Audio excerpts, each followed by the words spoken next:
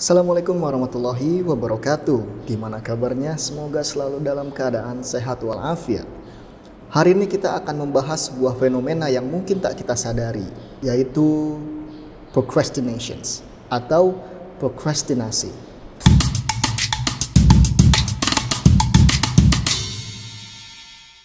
Sadar gak sadar, kita sudah hidup dalam beberapa pola. Beberapa pola yang kadang menyenangkan bagi kita dan beberapa kurang menyenangkan buat kita. Dan sayangnya, ada beberapa hal yang memang kita sadari itu terjadi, ada juga yang tidak kita sadari. Sebagaimana ketika kita sekolah, ketika kita kuliah, kita pasti dibebankan dengan berbagai macam tugas. Nah, tugas itu kadang bisa kita kerjakan di awal, kadang juga kita di akhir. Nah, sampai akhirnya ketika mindset kita terbentuk, ketika pola hidup kita terbentuk, kita jadi punya kecenderungan nih, apakah kita menjadi orang yang mengerjakan tugas sewaktu itu diberikan, atau kita memilih untuk mengerjakan tugas menjelang batas akhir pengumpulan. Nah, kalau kita termasuk ke orang yang mengerjakan tugas di dekat batas akhir pengumpulan tugas, itu berarti kita terkena prokrastinasi. Prokrastinasi singkatnya adalah menunda-nunda. Pas kita menunda untuk melakukan sesuatu, itu ada jarak, ada gap antara niat dan tindakan. Dan terkadang niat dan tindakan kita ini gak sinkron, sehingga kita memilih untuk melakukan aktivitas lain ketimbang aktivitas yang lebih besar urgensinya. Dalam hal ini misalnya tugas. Sebagai contoh sederhana, kita diberikan tugas pada hari Senin dan diekspektasikan untuk dikumpulkan pada hari Senin depan. Nah, karena kita merasa bahwa dari Senin ke Senin lagi itu ada sekitar 6-7 hari, maka kita memilih untuk mengerjakannya di akhir dengan harapan di 5 atau 6 hari awal kita memiliki kesenggangan waktu untuk melakukan aktivitas lain. Nah, tindakan ini disebut dengan prokrastinasi.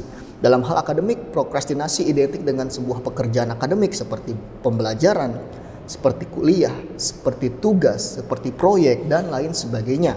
Nah, dalam lingkungan mahasiswa ini sudah menjadi hal yang biasa dan bisa menjadi duri dalam daging yang ada di dalam lingkungan kita. Termasuk misalnya ketika di akhir masa perkuliahan itu ada skripsi. Dan beberapa di antara orang yang lama selesai skripsinya, salah satu faktornya adalah prokrastinasi. Mereka mungkin disibukkan dengan beberapa hal. Mereka juga mungkin tersibukkan oleh sesuatu hal lain yang mendistract pikiran mereka, fokus mereka dari tugas skripsinya.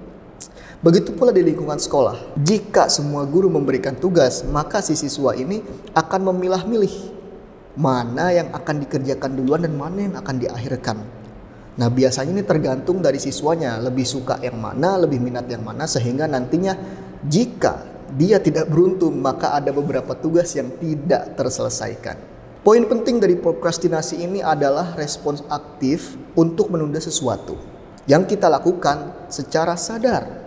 Jadi prokrastinasi ini bukan berarti datang dari alam bawah sadar kita, melainkan karena kesadaran kita yang memilih untuk menunda-nunda sebuah pekerjaan, menunda-nunda sesuatu. Kenapa? Karena kita sendiri sadar menunda-nunda itu nggak baik. Dan perbuatan ini, prokrastinasi ini adalah tindakan yang tidak baik.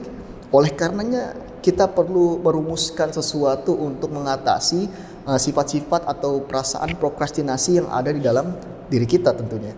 Nah, ada pertanyaan nih. Terus kenapa kita suka banget sih sama menunda-nunda pekerjaan? Ada banyak faktor. Yang pertama, karena kita menjadikan prokrastinasi adalah gaya hidup.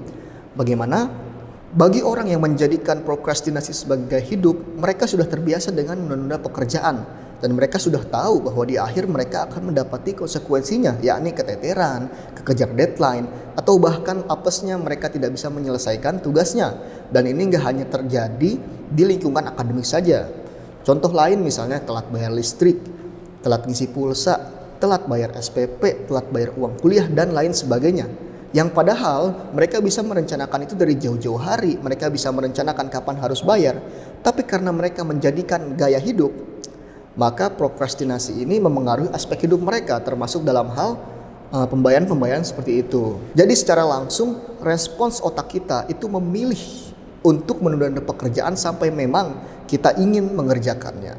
Dan parahnya lagi, ini sudah termindset di dalam pikiran kita bahwa ada loh tanggal deadline yang harus kita selesaikan dan dikerjakan menjelang deadline.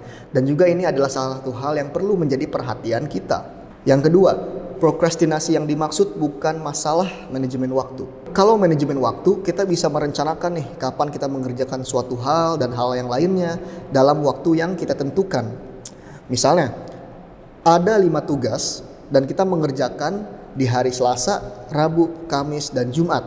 Ketika itu terschedule dengan baik, maka itu bukan prokrastinasi. Masalah yang terbesar dari prokrastinasi adalah ketika kita bahkan tidak memiliki rencana jangka pendek ataupun jangka panjang.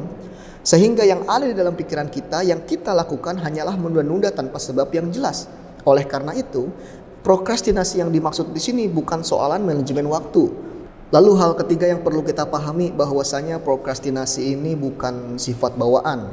Beberapa ahli mengatakan bahwa prokrastinasi ini adalah hasil didikan pola asuh otoriter, sehingga beberapa anak, beberapa remaja ini memilih untuk menunda-nunda pekerjaan sebagai bentuk rebel atau pemberontakan dari pola asuh mereka. Tapi pola semacam ini juga nggak baik ya, karena bisa menghambat perkembangan anak dan perkembangan diri kita tentunya. Oleh karena itu, lingkungan keluarga yang harmonis perlu terjalin sehingga sang anak dan orang tua memiliki ruang bicara yang sama dan pola hidup demokratis di dalam lingkungan keluarga itu. Yang berikutnya, ini soal membohongi diri sendiri. Nah, orang yang prokrastinasi ini biasanya pandai dalam membohongi diri sendiri. Contohnya ketika mereka mengatakan, wah, saya bisa mengerjakan ini besok. Saya akan selesai dalam 2 hari. Ah, tugas seperti ini gampang. Atau kalau misalnya mendekati deadline, otak gue lebih encer. Nah, padahal faktanya nggak begitu. Justru ketika orang mengerjakan tugas di awal dibanding mengerjakan tugas di akhir, hasilnya akan berbeda. Jika orang yang mengerjakan sesuatu di awal itu masih bisa memeriksa kembali, itu bisa melihat sesuatu yang salah, mengoreksi, sehingga ketika tugas ini dikumpulkan, maka hasilnya bisa lebih maksimal. Sedangkan kalau kita mengerjakan tugas di akhir, maka kita akan memiliki sedikit waktu untuk memeriksa, mengecek, memperbaiki, dan bahkan kita akan mengerjakan hal tersebut dengan buru-buru sehingga hasilnya kurang maksimal. Jadi kurang-kurangilah dalam membohongi diri sendiri gitu ya. Prokrastinasi ini tentu bisa diubah. Bagaimana caranya? Yang pertama adalah mengubah mindset kita, mengubah cara pandang kita, dan mengubah pola pikir kita. Contohnya misalnya ketika kita mengerjakan tugas, kita mungkin dahulu berpikir bahwa tugas ini ribet, nanti aja dikerjainnya di akhir, mungkin lebih gampang. Nah, kita berubah seperti apa?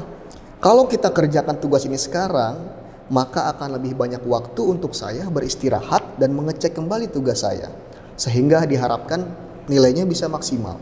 Atau sesederhana mengerjakan pekerjaan rumah seperti merapikan lemari.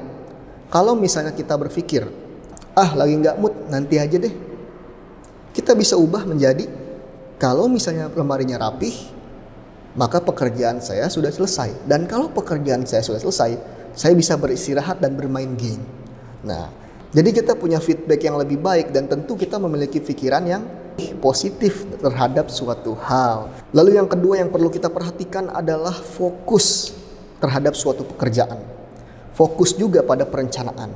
Ingat, memang di awal prokrastinasi ini tidak menjadi masalah manajemen waktu, melainkan masalah diri sendiri. Solusinya adalah kita yang pandai-pandai dalam mengatur waktu. Jadi supaya kita terhindar dari prokrastinasi, kita harus punya manajemen waktu yang kuat. Misalnya, ketika kita mendapatkan 5 tugas dalam waktu 1 pekan, maka kita bisa merencanakan kira-kira tugas mana yang akan diselesaikan dahulu supaya fokus. Akan tetapi berbeda ketika tugas ditaruh di akhir semua, maka itu berarti kita tidak memiliki perencanaan yang baik dan tentunya akan kembali lagi ke prokrastinasi tadi. Menurut saya yang tidak kalah penting adalah self appreciation, apresiasi diri. Itu penting. Supaya apa? Supaya kita terus termotivasi, supaya kita tetap semangat. Apresiasi diri ini nggak perlu hal-hal besar. Bisa saja sesimpel misalnya, kalau saya mengerjakan tugas A di hari Rabu, maka hari Kamis saya boleh bermain game. Atau mungkin, kalau saya selesai merapihkan kamar, maka saya bisa menonton film. Nah, sesimpel itu. Hal ini bisa kita latih terus-menerus sampai akhirnya kita merasa bahwa prokrastinasi ini adalah perbuatan yang gak baik dan kita bisa sepenuhnya lepas dari prokrastinasi. Nah, itu aja untuk hari ini. Semoga bisa bermanfaat. Sampai jumpa di kesempatan berikutnya. Assalamualaikum warahmatullahi wabarakatuh.